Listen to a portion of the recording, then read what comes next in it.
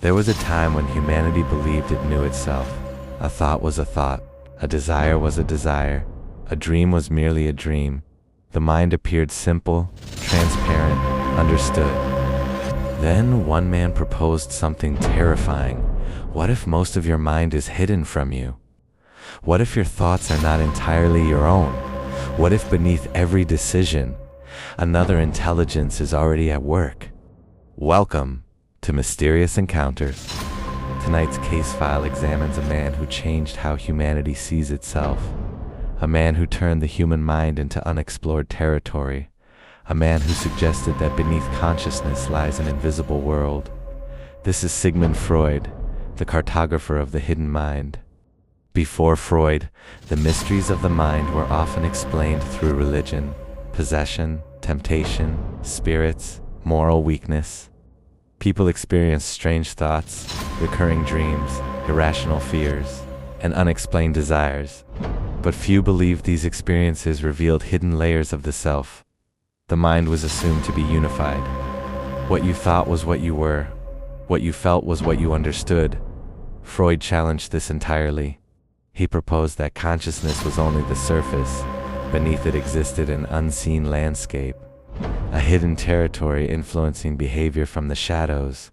Humanity had mapped continents, crossed oceans, explored mountains, yet the greatest unknown remained inside the skull. Freud's most revolutionary idea was simple. The conscious mind is not in control, at least not completely. He described the mind as an iceberg, a small portion visible above water, a vast structure hidden beneath. Its memories, fears, desires, traumas, instincts, all operating beyond awareness.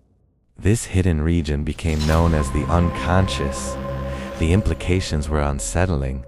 Perhaps people do not fully know why they love, why they hate, why they fear, why they repeat the same mistakes. Perhaps beneath every explanation lies another explanation, and beneath that one, another still. Suddenly the self became a mystery, not a fact, a mystery. Ancient civilizations believed dreams came from gods, prophets, spirits, other worlds. Freud offered a different possibility. What if dreams come from ourselves? Not the conscious self, the hidden self, the part of us that never sleeps. In his famous work, The Interpretation of Dreams, Freud argued that dreams are messages disguised in symbols.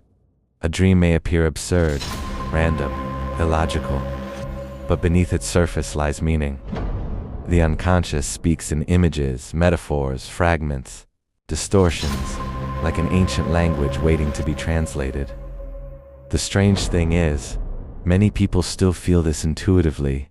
Certain dreams linger, certain symbols repeat. Certain visions seem to know something before the conscious mind does.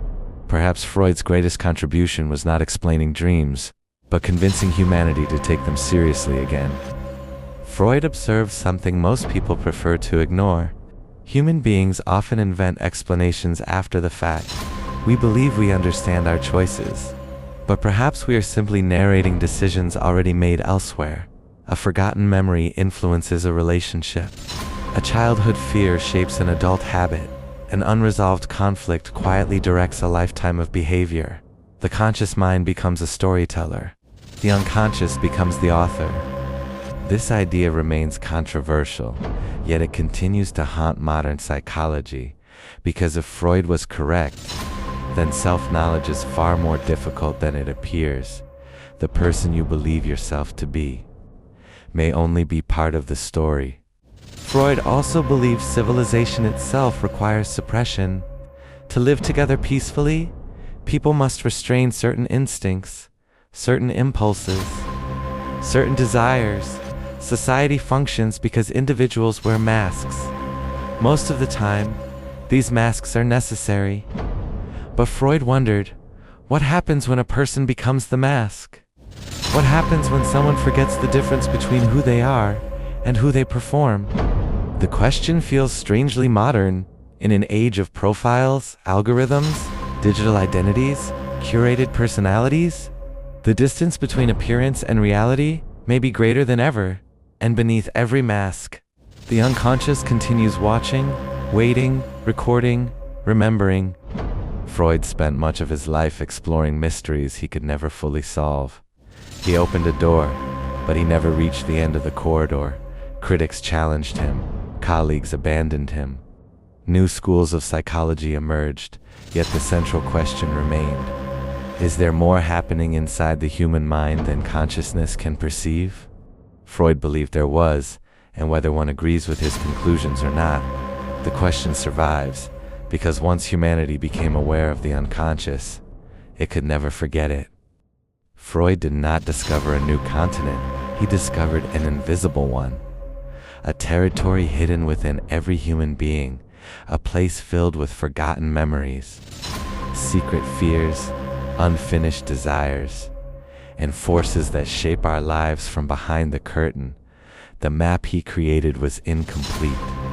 Perhaps it always will be, because the deeper one travels into the mind.